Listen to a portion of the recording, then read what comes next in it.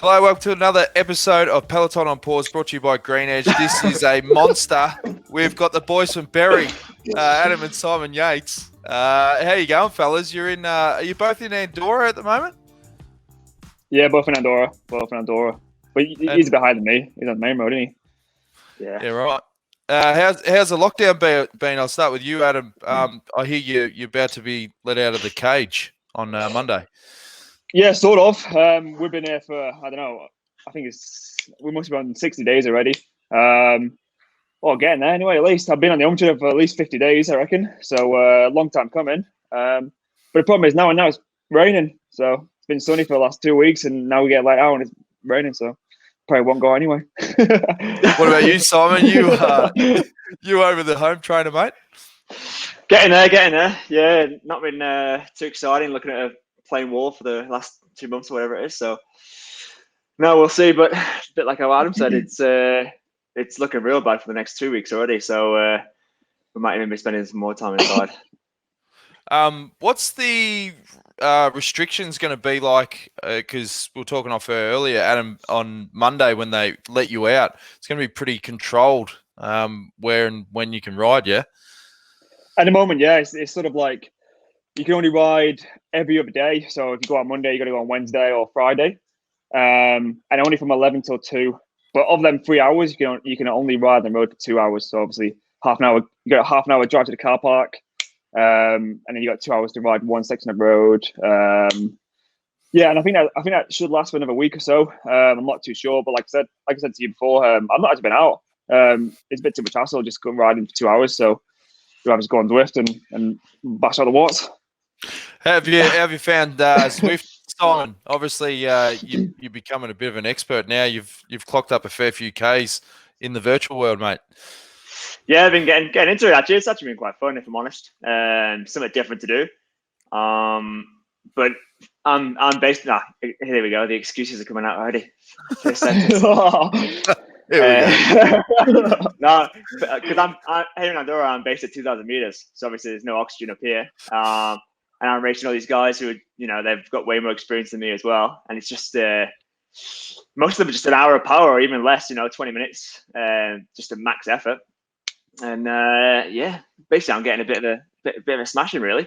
Well, you're racing guys as well that are lying about their weight. Let's be honest. There's a lot of guys that are super competitive, and even in this virtual world, I mean, they're going to take some advantage, aren't they? There must be a lot of guys that are sort of fudging the old scales, I reckon. Oh, for sure. There'll be a lot of guys at race weight at the minute, rather than what their lockdown weight is. But it's like I said, I've been enjoying it though. Just been sort of getting involved, and it is what it is at that point. If people are lowering the weight just to be a bit more competitive, then whatever. Yeah, chapeau. This Tour for All series that you're doing at the moment, what's that been like? Yeah, it's actually been not so bad because we're racing all the other pros, and they're obviously not as used to racing with Zwift. I find actually that the other races, the normal punter races, are harder because they're so much more used to the sort of gaming aspect of racing on Zwift. They know how to use the power ups, where to push on, where to not push on, and whatever you have. So it wasn't too bad. But again, the excuse cabinet's coming out is that because I'm up here, wasn't so successful for me personally, but that's how it goes. How'd you find it, Adam? Yeah, same really. That's the thing. It's almost like a different category to road cycling, isn't it? It's almost like it's a bit like track, really. I guess it's full gas from start to finish. You don't really get a rest.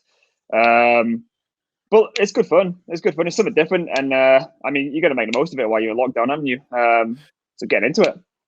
We're saying earlier as well. Like, imagine if you had to come up like with the Zwift concept, 5 years ago or whatever, because it's absolutely exploded. Adam, you reckon you had this idea when you were, 13, 14? No. Yeah, I was just telling you before. Yeah. I reckon 2 years before Zwift came around, I had the idea. But obviously, I was pretty young at the time and didn't know what I was doing. So yeah, I could be sitting there a billionaire, but unfortunately, I'm not. What else have you been up to outside of the Zwift and the virtual racing? You've been smashing Netflix series, or got any good shows that you've been watching, Simon? Well, a lot of gaming actually, because obviously it's gaming in Zwift, gaming on the Xbox, on the PlayStation. This actually started before the lockdown. So before the lockdown started, I was on a training camp in Mount Etna with Lucas Hamilton and Damien Howson. And one of them brought the PlayStation over for just getting mad into FIFA and Call of Duty. And it just kind of carried on once I came home. So I've been smashing that in between smashing Zwift, really. I remember I took the PlayStation across to, I think we used to play at the Tour de France back in the day, and then I took it to that training camp in South Africa and got absolutely pantsed by you boys in FIFA. How have you find the FIFA series? It's getting too technical now with all the buttons, and like they need to go back to the old school, just cross it, head it, through ball, and score, yeah? It's like real life, I reckon. Like, it's like riding a bike. Like, the more you do it, the better you become. Like, because we're away so much now, you can't train. You know what I mean? Like, when I was a kid, I'd come up from school and I'd do like 5-6 hours on Call of Duty or FIFA, and I'd be real good. But now I don't have that base and endurance that you need to be able to be good. So just lacking a bit of form, really. Well, you've got no excuses now. If you're clocking up the hours, geez, you must be in red hot form. Do you get into? You're not into the FIFA as much, Adam. You're more of a Call of Duty sort of guy, blood and guts. Yeah, I've not been playing FIFA too much. It's been more of a Call of Duty man. Simon told me to get it. He told me to download it not too long ago when lockdown started, and since then I've been bashing it. Because my missus, well, she's working full gas every day. She's working like Monday, Friday, from 8 till 8 really. So I don't get much else to do other than ride the bike and go on Call of Duty. do you link up with any of the other teammates online? Like you were saying, Lucas Hamilton, that they play. Do you play any virtual games with those boys? There's a couple of them. Damo goes on, Lucas goes on, and Edmo. I think there might be some others, but these are the only guys I've been playing with recently. One of the other consoles, now that we're going full nerd chat, was the Nintendo Switch. I was looking at getting one of those because I was a big Nintendo Wii man back in the day with the 10-pin bowling and stuff. Have you ever been tempted to flick over to the Nintendo side? I got one. I got a Switch. Yeah, my missus bought me one for Christmas. So you rate playing a bit of Mario. It's one of them things, I reckon. You play it for, I don't know, 2-3 months, and then you get a bit bored, or you finish the game and there's not much going on, I reckon. I see they got like the fitness band. They're really flogging that now because everyone's in ISO putting on the pudding. There's one with the like a band that you can do exercises with or whatever on the Switch. I think they're trying. Yeah, that was the same with the Wii, though, wasn't it? They had that with the Wii. They had like the weight thing that you can weigh yourself and all sorts every day. The scales. Yeah, and if you're overweight, your little emoji used to blow out, and then he'd have his hand in his head. So I heard. Getting back to the racing side of things, want to talk about the start of the season, even though it's obviously on hold at the moment. But Simon, you started in Australia. You went down to Tour Down Under. How'd you find that experience heading up to Oz? Yeah, it was good. Yeah, and I really enjoyed it.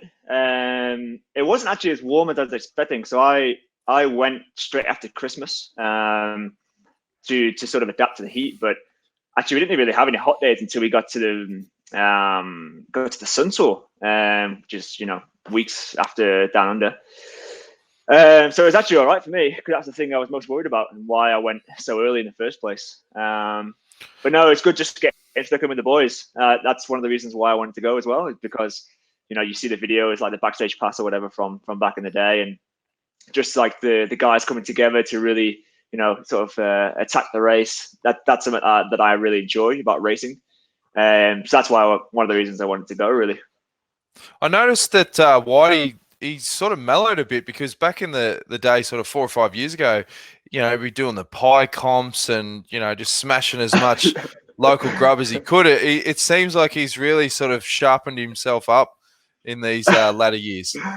Maybe a little bit. We're still going on a little bit though. Like, there's just people bringing sweets and pies, homemade Haribos, and all sorts of stuff. So, no, I still all go. And Adam, you had a bit of a drama. You obviously won the UAE tour, but it was a real weird experience because that was the big outbreak of Corona in the early days. I think that was when people were going, "The hell's going on in the world?" What was that experience like for you? Yeah, I mean, it was a good experience in terms of racing. Obviously, I came out first race of the season and won, so that was a bonus. And then obviously after I think it was the fifth stage, all went a bit crazy there. I was telling you before we started recording, like one minute we're just sleeping, next minute 1 a.m. DS comes and wakes us up, like, oh, race is off, like, and it's carnage. Like nobody knows what they're doing, and that was it really. We had like 2 days of basically not knowing what to do and just gonna sit in our rooms and waiting. So yeah, crazy. One thing I always wondered with you guys is how do you pick your targets for the year? Like, is there ever a situation where you literally go, right, I want to have a crack at GC for the Giro, mate. Like, let's rock, scissors, paper this. 1, 2, 3, let's go. How do you work it out? Like, what you target, Simon? I think we've managed it well so far. Then we never actually had a point in our career where we thought, oh, actually, we want to do the same race. Well, I think we're both very easygoing actually as well. Is that we're not that fussed. If one of us wants to go to this race, then that's fine. When we'll go, the other one will go to the other race, and it's not really been a big problem so far. And I think, if I'm honest, I think it's going to continue that way. Is that because of that bond with the twins? You can sort of think what the other guy's thinking, all that sort of stuff. I don't know about that. They've obviously released a revamped calendar for 2020, and like there's a Super Sunday in there. I think the Giro overlaps with Paris-Roubaix and the Vuelta.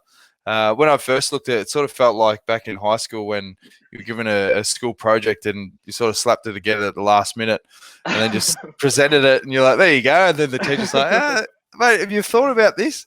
But obviously it's a situation where, they're going to have to really sort of cram as much as they can into a short period of time. I mean, what sort of how do you target your goals now with the new calendar that's come out, Adam? Yeah, it's gonna be interesting, I guess. I mean, to be honest, well, I'm not going to chat with White yet about what we're going to target and stuff because I mean it's still quite far away. But I mean they got so much racing and packed into such a short period of time.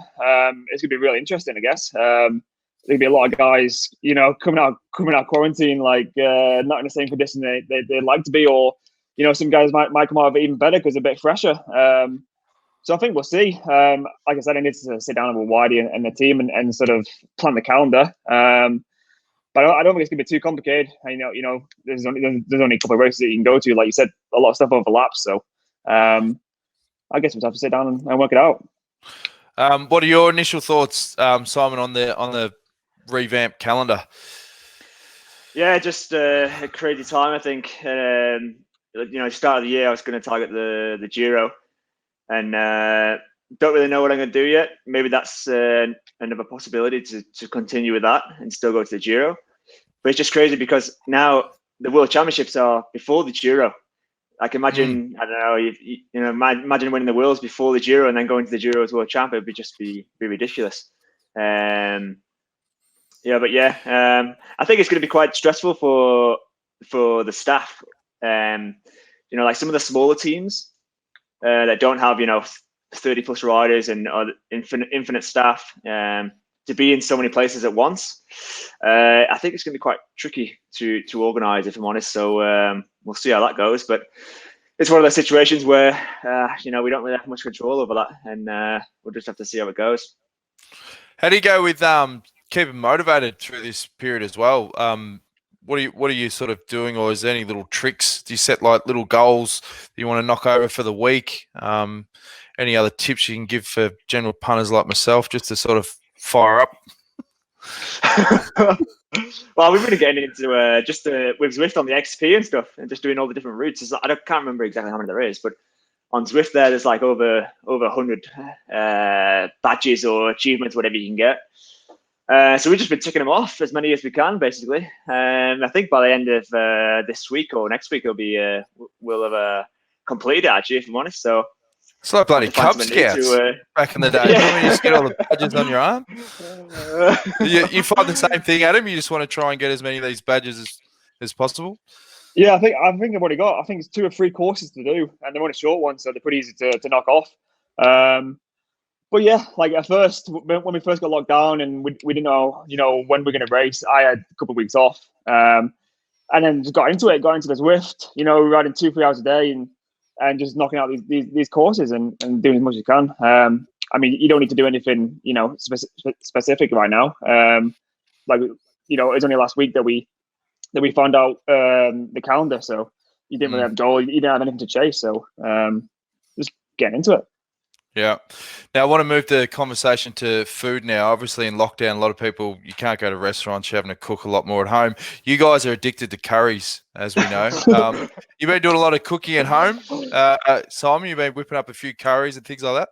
Yeah, funny enough, I had one last night. I tried something a bit different last night. Me and the missus cooked up turkey meatball, like a creamy nut curry, which is a bit different, but it was actually really good.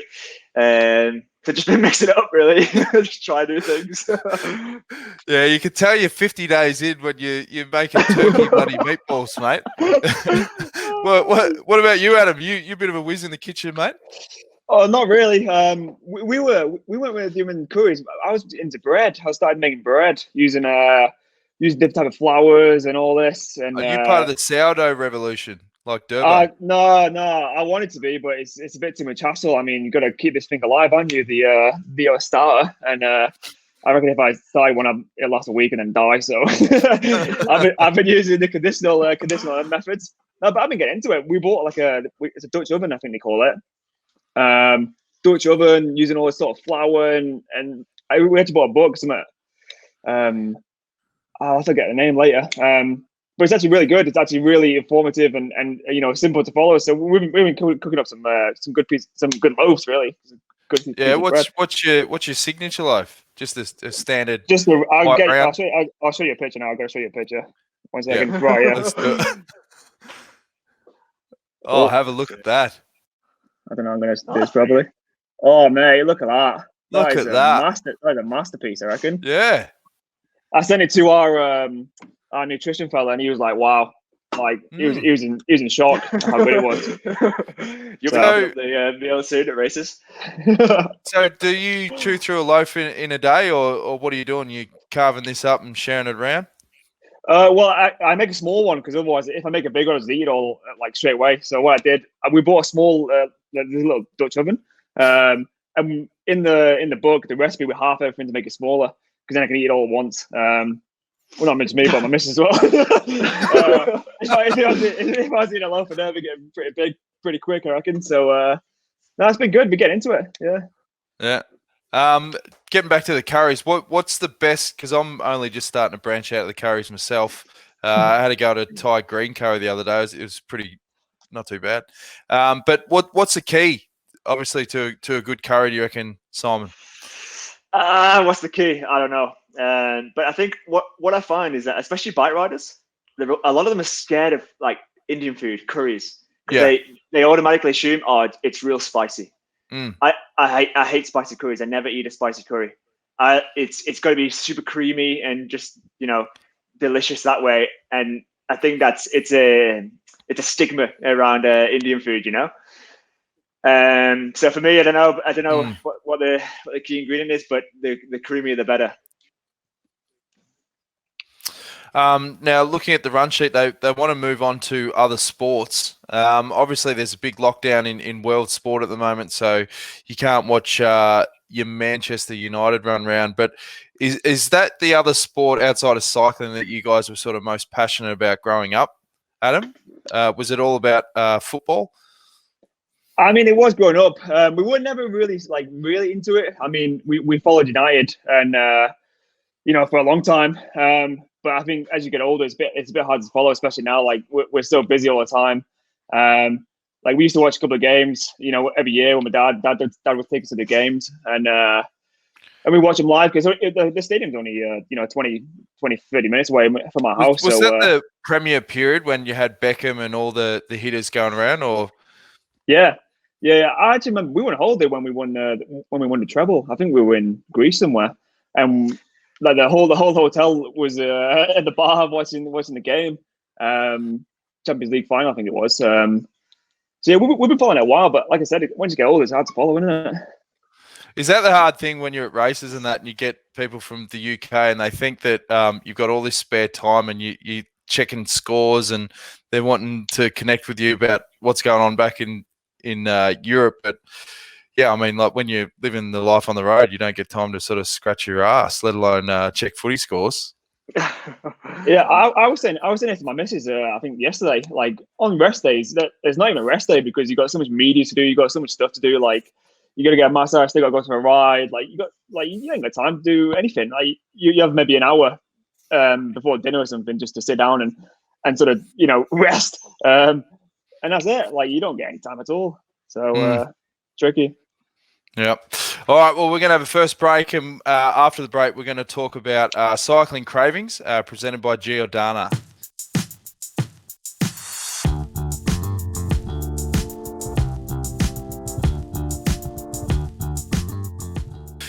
All right, cycling cravings time. It's all about what do you miss not racing at the moment. I'll start with you, Simon. Is it your teammates? Is it the competitive juices, getting them flowing again? Yeah, a little bit. Those nerves you get sort of on the start line or whatever, you really can't replicate that in any way. We've been doing a lot of races on Zwift or whatever, but you never get those sort of feelings that you would do when you line up for a race, especially like a big race or something. But yeah, what can we do? Looking at your shags, mate, you're missing the free haircuts you used to get as well. yeah, exactly. Yeah, I was the missus the other day to try and cut my hair, but I've not cracked to get it in. Last time I had a home haircut was a long time ago now. So you look like you've had a trim recently, Adam. How'd you score that one? No. After UAE, I managed to get a haircut real quick, and I made it super short because I didn't know when I was going to get the next one. So I pulled a blinder there, I reckon. Preparation. That's forward thinking, mate. You're the inside mail that we could have been on the verge of a pandemic here. What's the big thing that you're missing at the moment, Adam? I think it's just the same, isn't it? I mean, like you spend so much time on the road racing and just traveling, I guess, in general. Like either traveling to a race, traveling to a training camp, or doing summer. This is probably the longest I've been in one place for a long time now. I'm talking, 4 or 5 years. Because even in the off season, like I go on holidays almost straight away, and I'm away for 2-3 weeks. So this is, like I said, this is probably the longest I've been in one place inside as well for a long time. Just traveling and racing, I guess. Do you find it funny that when you're in that bubble and you are traveling so much, your brain's almost going, geez, I wouldn't mind the pace coming off this and just slowing down a bit. And now that you have had this exterior time locked indoors, does it really sort of reset your priorities and make you appreciate the little things a bit more, Simon? Yeah, of course. All these, I was thinking before about the just having my own coffee machine at home, just making my own brew whenever I want, right? When we're away for races and stuff, especially. I won't go into names, but some certain countries, they don't really do that great of coffee wherever you are. So just having a good coffee in the morning is, it sounds so small, but when we're away so much, and we're away for whatever 100, 150 days a year, just to have a good coffee every day, it's such a small, unique thing that just brightens up your day. And have you found that as well, Adam, that it's reassessed, what's important and what's not? Yeah, it's actually made me realize that I need a bigger apartment. My apartment is way too small. I got too much crap in it. Jesus Christ. But yeah, I mean, like Sam said, it's just like a little coffee, or go like even like obviously we can't go restaurants now, but like cooking food at home, like actually get into it and making something nice and being a bit creative. When you're on the road or when you come back from a race or a training camp, you know, they get the motivation to do that kind of thing. You're so tired and you want to sit down and just rest, So you don't like plain pasta? No, not really. Plain pasta. I don't play chicken breast with a bit of salt and pepper. No, I'm not really into that. Well, that might be the next thing, mate. You might have to get into making fresh pasta and gnocchis and things like that. Oh, I reckon that's a bit too complicated for me. Nah, it's easy. Bit of egg, bit of flour, bit of salt. Are you an expert, are you? Yeah, I make that stuff all the time. I've nailed the gnocchies. Don't worry about that. Problem is, yeah, you eat too much of that stuff, it sticks to you. Yeah, It sticks to your ass. It's no good. All right, well, we're going to take another break, and when we come back, it's Inside the Victory presented by Scott Sports.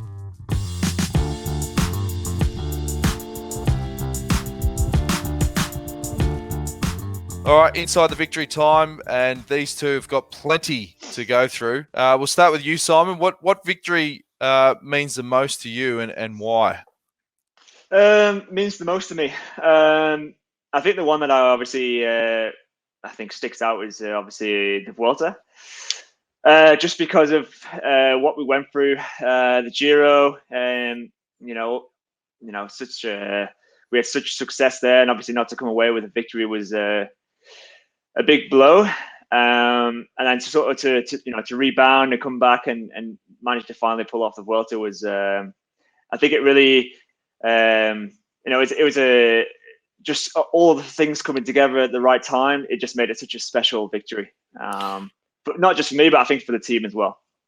What changed with your mindset? Because obviously you're saying about the Giro, it obviously would have knocked you around a bit, getting so close to winning that, but then having to back up and go into that Vuelta and stay focused. Was there a change in the way you went about the race mentally over those 3 weeks when you got to the Vuelta? A little bit. I think also just getting this might sound a bit weird, but I just getting pissed off of losing so much. Like that same year I went into the last stage of Paris-Nice with the leaders jersey. I lost it on the last day. I've been to other races like Romandy a couple of years ago was the same. Last day, the TT got pumped by Richie Port. Just getting sort of pissed off for losing it on the last moment. The Giro is the same. I've been so good up until the very last moment. Just getting a bit pissed off, really. So that I was really motivated to really sort of finally pull it off. And just also the way we went about it. I went to the Giro, all guns blazing, ready to just get into it. The Vuelta was a bit more relaxed. We went into it knowing that I needed to go the full distance and really save a little bit for the final days. So I think just those small things made a difference, really. One thing I always admired with you boys is your self-belief. Even at the young age when you first burst into the team, I used to love listening to your post-race. You'd get fired up with yourself, but you weren't intimidated by anyone. Didn't matter who the competitors were, didn't matter what the level they were at, none of them fazed you. I mean, how important, Simon, is that confidence and that inner belief in your own abilities? Oh, I think it's key. But you're not allowed to have confidence these days. You get told off in the media if you have too much confidence. So you got to keep really quiet. Yeah. You come off as sounding cocky. Is that what? Oh, yeah. You're not allowed. No, like pre-Giro, I had a bit of a press conference, and I've come out and maybe said something the wrong way a little bit, and everyone's getting up me a little bit. But so you're not allowed confidence. You got to say everyone that you're shit and that you're going real bad, and you're hoping for maybe a top 20 finish, and that's about it. Is that the hardest part with the whole balance with cycling? We're talking last week with the girls, and they found it difficult at times with this sort of, you've got two parts. You've got the racing part, but then you've got the media component and social media. And obviously because cycling, the where they generate their money is through sponsors and so forth. Is that the hardest part, is that whole ball game outside of your brain's just going, mate, I'm a cyclist. I just want to ride my bike, and really that's what I'm paid to do. But then the other side, which is, well, there's another game outside of that you've got to play as well. Well, it's just for me personally, there's no other sport where 5 seconds after you've crossed the finish line, there's a microphone under your face. I'm still at 200 heart rate. I've just finished 6-hour day. There's a microphone. You've got to gather your thoughts already. Imagine Cristiano Ronaldo or Lionel Messi just scored the winner of the Champions League final, and there's a microphone under his face straight away. It doesn't happen. And cycling is the only sport in the world where that happens. Like athletics, they're on a track, they finish, they collapse on the floor. They have a couple of minutes just to collect themselves. Whereas cycling, you don't have that time, which is maybe not the best thing in the world for, you know, somebody who's a bit fired up. Yeah, exactly. Now, talking about victories, Adam, what's the one that means the most to you, mate, and why? Oh, that's a tricky question. Oh man, you got me there. I reckon I don't really have a victory that stands out, like, you know, one above the other. But just my first win in Turkey, because, you know, first win as a pro is always a special moment, and I was so close a couple of stages before I actually won, and I don't know, there's just something special about the first win you get as a pro, isn't there? I mean, you sort of validate your, you know, being there and being in that kind of in that company. But really, I don't have one that stands out. Yeah, it's tricky. It's tricky. What about San Sebastian, winning a big one-day race like that? It was good, that one, yeah, because the year before I messed it up, didn't I, by crashing on the descent. That was a good one, but I think, I don't know. Like I said, it's hard to pick one above the other. I mean, San Sebastian was my first World Tour win, actually.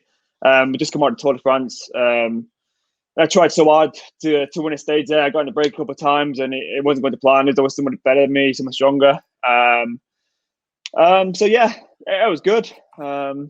Kerry Youth Tour for sure. Yeah, Kerry Youth Tour back in the day. Kerry Youth Tour, that was a big one, actually. I remember that clear as day. How old was I? What was it, under 16s, under 14s? I don't know. 14s maybe. Yeah. No, how old were when you guys started racing? Like, when did you first start getting into it competition-wise? It would have been what? Real racing would have been under 16. But you start doing like kind of like crits and stuff when you're under 14, even under 12, really. You start doing all the crit scene in the UK, and you know, there's youth leagues and racing on the track, doing the track league. I mean, it's not serious racing, but you're still going balls to the wall. Must have been 12s, I reckon. Yeah. And how did you guys get into it? Is your old man a cyclist? Like, is it family friend connections? Like, what drew you to cycling? Who's talking? Simon. Well, yeah, typical story of a runner or, you know, another athlete injuring their knees and taking up cycling for a recovery sort of thing. My dad, Big John, you know, he had some injuries or whatever, and while he was injured, he you know, he went to the local paper shop around the corner, and the owner was a bike rider, and he encouraged him to start riding for, you know, to help with his injury, and that was kind of it.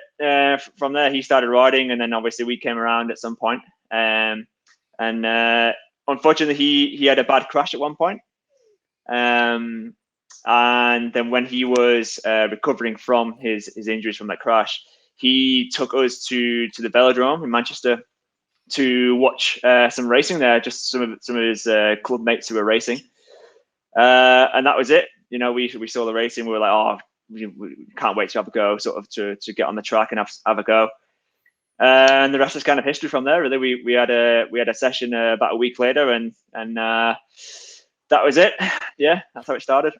When was the point, Adam, where you were like, geez, hang on, we're actually pretty bloody good at this? Yeah, it wasn't the second session we ever did, that's for sure, because I actually binned it. we did one session on the track, and then we went like a week later, and there was like this test sort of thing to see how good you are technically, to see if you could do the level up session, and you had to ride around the top of the track, just like in a line. And I binned it. Then second session. Oh, really? Second session, binned it, flew all the way down the track. Simon behind me managed to hold it up, right? Don't know how he managed that one.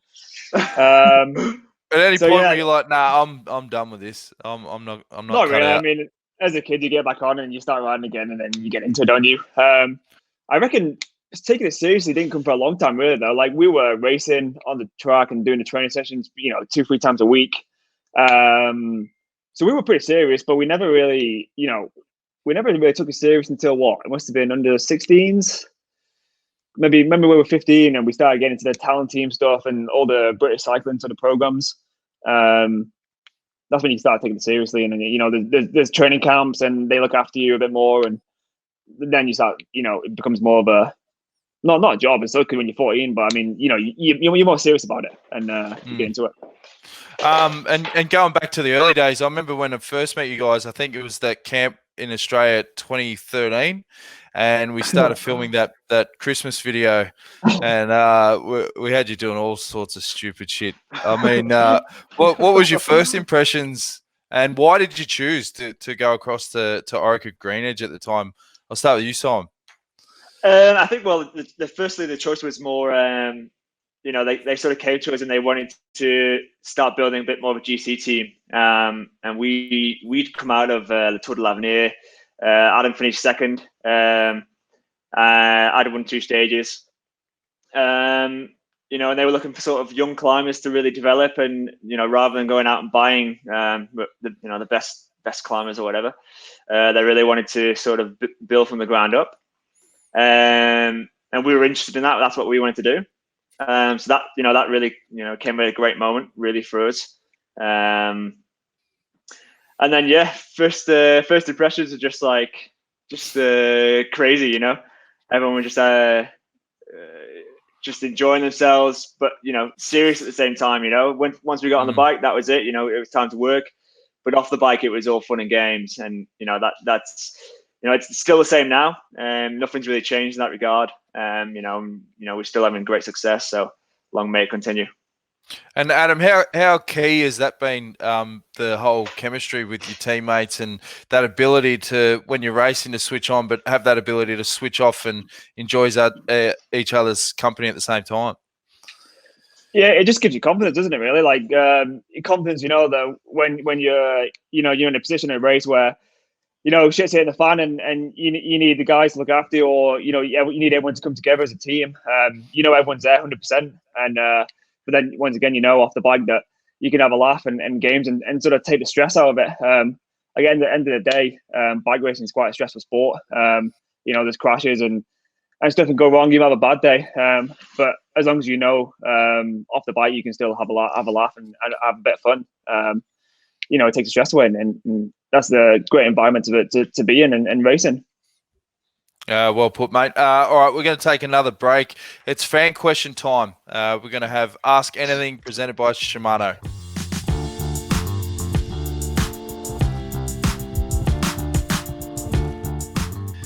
It's Ask Anything time presented by Shimano. We're going to kick things off on Facebook. Linda Billett, she wants to ask both of you guys, living in Andorra, what if anything do you miss about Burry? Is it pronounced Burry or Berry? Berry. Yeah. Berry. All right, we'll start with you, Adam. Depends if you got an accent, I guess. Yeah, Burry. What do you miss about Burry? Start with you, Adam. It's hard to say, I guess. I mean, obviously, number one thing is going to be missing friends and family. You know, you're there for so long that you do have all your friends back home, and obviously, mum and dad are still there, so you miss them a lot because, obviously, like we said before, when the road's so much, you only have a certain amount of time to sit down and chill at home. So it's pretty tricky these days to actually go back and, you know, like we don't really have a week or 2 weeks just to go back and just hang out with mum and dad really either. So every year we go back for Christmas, actually, Christmas and New Year. But that's really probably the only time we actually go back these days. Yeah. What do you miss about Berry, Sam? About Berry or the whole of UK? Because what I find about let's the UK, go with the whole of UK. Whole of UK is just the ease of getting things.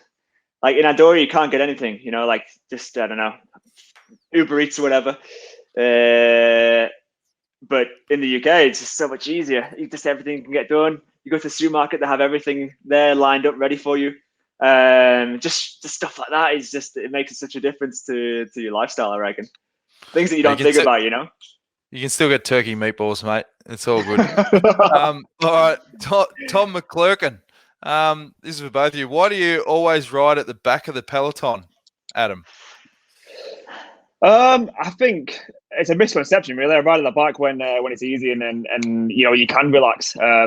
But I don't think you'll ever find me at the back when it's stressful and it's kicking off. Yeah, it's one of the things. I mean, a lot of people want to sit at the front and stress and fight for, you know, 10th wheel and sit in the wind. But if it's in a flat piece of road and there's no wind, there's not much point, wasting energy. He's got to sit there and relax.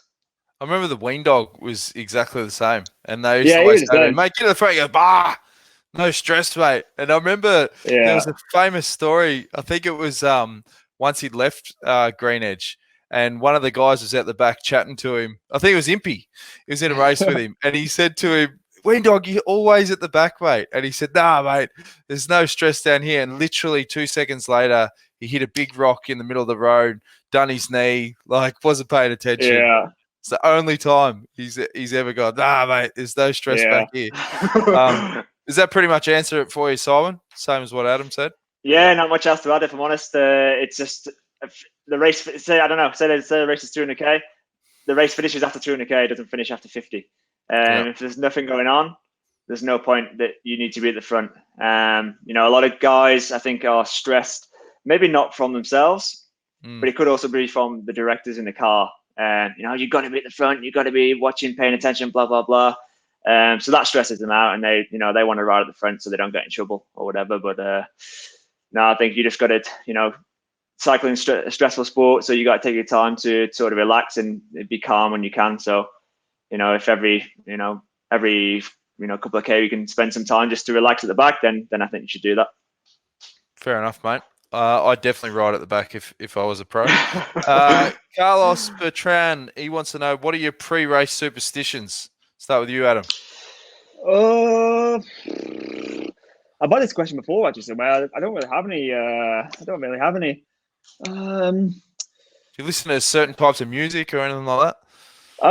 Not really. I mean, I listen to a whole bunch of stuff. Really, listen to R&B, also like dance music, electronic music. I listen to a bunch of everything. So all depends on the mood, I guess. I mean, you don't want to be listening to house music when you want to relax on the rest day, but you might get you fired up before you do something. So yeah, I don't really have any. What about you, Simon? You got any superstitions? No, also not really. No. I think what's the saying? You make your own luck in a way. So I think superstitions. No, I don't really have any. Yeah, they're a bit of a drum up anyway. Alison Bruce, she wants to know, do you have a favourite race event to ride and why is it your favourite? I'll start with you, Adam. I will say, obviously, you like doing all the big races, the big spectacle, the big show. But one of my favorites is Dauphiné because you kind of get the tour vibe without all the stress and all the people and all the pressure. You do a lot of the same roads, a lot of the same people there, but you just don't get the stress and the annoying bits, really. Mate, you're going to thrive in this COVID-19 environment with no crowd. You're not going to have much stress about it at all. No crowd, yeah, it'd be great. You love it. Crowd, just sit in the back all day. Love it. Yeah, that'd be perfect. What about you, Simon? What's your favourite race? I don't know about favorite race, but I really like racing in the Basque Country, just the region there. Opposite of what I'm saying there, the fans are real passionate, but they're very respectful. They never come onto the road. They never interfere with the racing, but they're still super passionate and supportive of all the riders. Even if you're piped in 20 minutes down at the back, they still cheer for you the same as though you're leading the race. And obviously I think it helps that the roads there, the type of races there also suit me quite well. So just a great place to race, I think. And another good thing are those little Basque cakes. Those. Yeah, exactly. Yeah, we had to go next level. Dangerous ethics. Worst was when I was at a race once and they had that big tray of them, and I reckon I'd done about 6 or 7, and then got to one stage and there was none for the riders, so had to keep shooting about that. All right, Instagram, Archie Herbert wants to know who's got the best haircut in the team. What do you reckon, Adam? Yeah. Ooh, in the team. Oh, wow. Oh, no, Probably yourself at the moment. You're the only bloke. It's looking pretty good. It's looking pretty good there. Look at it's slow. It's looking pretty good there. In the team, that's pretty tricky. I don't think anyone really stands out, if I'm honest. We're not, I wouldn't say we're the fashionable ones. Yeah. Boys, I didn't want to say it. So we might have to pass on that one, eh? We'll just call it equal last. What about Erdos Gurgley? He wants to know, out of you two, who's better at sprinting? Ooh. I think it depends on the day. I reckon in terms of pure numbers, I reckon I pump Simon easy. But I reckon if we had to go 1-on-1, he'll probably roll me by tie width. I reckon. Yeah, that's being honest. Yeah, that's being honest. I reckon pure numbers I'll pump him definitely easy. But if there was 1-on-1, and if he could sit in the wheel, he'll probably roll me. I reckon. they're gonna have to set up some sort of head-to-head scratch race here. You agree with that, Simon? You reckon you'd pump Adam? Personally, I'm pretty confident. But back in the day, sure. Yeah, back in the day, I think I'm slowing down a bit now. Old age getting to me. But raw horsepower, probably Adam's got me. Yeah, but I think it's all technique. It's all finesse. mental. That's what wins the sprint, mate. Finesse. Yeah, that's it. Technique. And we've got one on Twitter, and this is from someone that you know very well. Daryl Impey wants to know which one is the better one. Oh, it's the same, I reckon. It's the same question, about racing, same question, really. I'll definitely pump him easier. In pure numbers, raw horsepower, I'll easily pump him. Yeah, that's what I thought. All right. That's it for Ask Anything by Shimano. It's time for the best segment by mile on this podcast, the quiz, presented by Pirelli.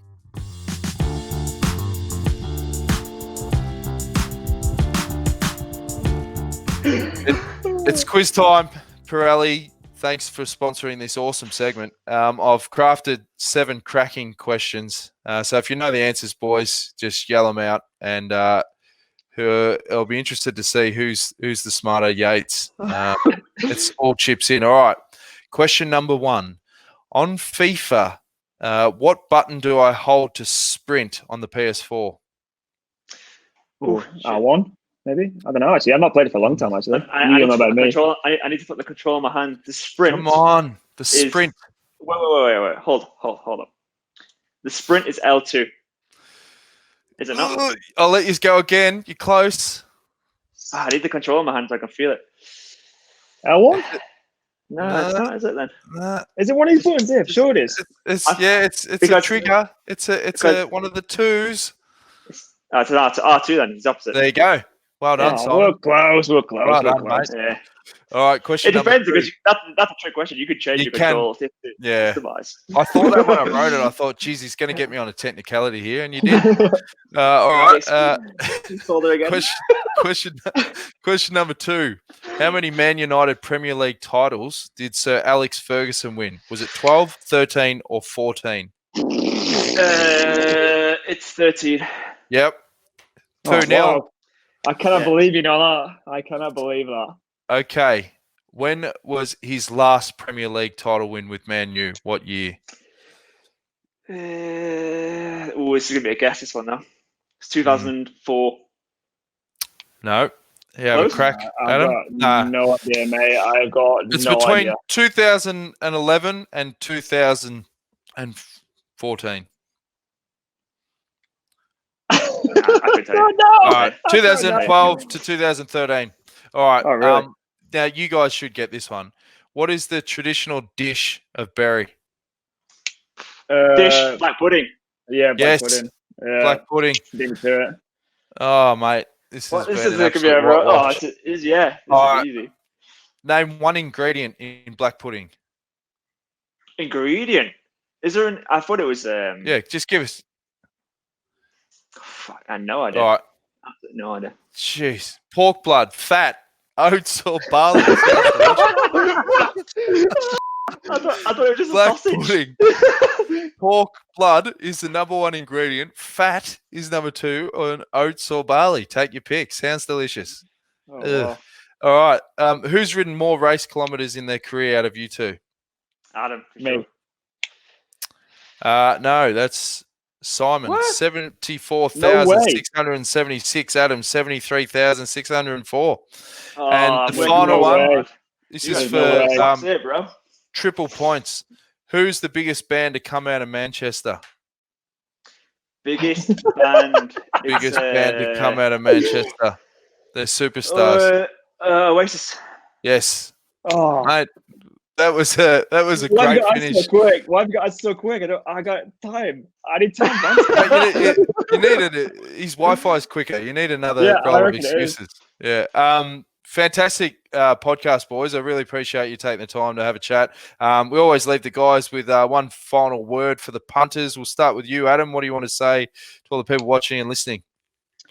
What do I say? I mean, I guess everyone's going to keep safe, stay out of trouble, and look after yourself. We're in a difficult time, aren't we? So, look after yourself and stay healthy, please. And Simon? Yeah, no, I just hope to see you out on the road whenever we can. But I think it could be a while now, so a bit on the same lines as Adam. Just stay safe, and I think we'll be back to normal as soon as possible. Good finish to the show, boys. Enjoy cooking more loaves of bread, Adam, and good luck with the next batch of what is it? Turkey meatballs. Turkey meatballs, mate. Come on, it's a new specialty. I'll get online and have a crack, mate. As I said, really appreciate it. And yeah, if you're watching or listening, make sure you tune in again to another episode of Peloton and Pause, presented by Green Edge. See you again next week. Ciao. Yeah.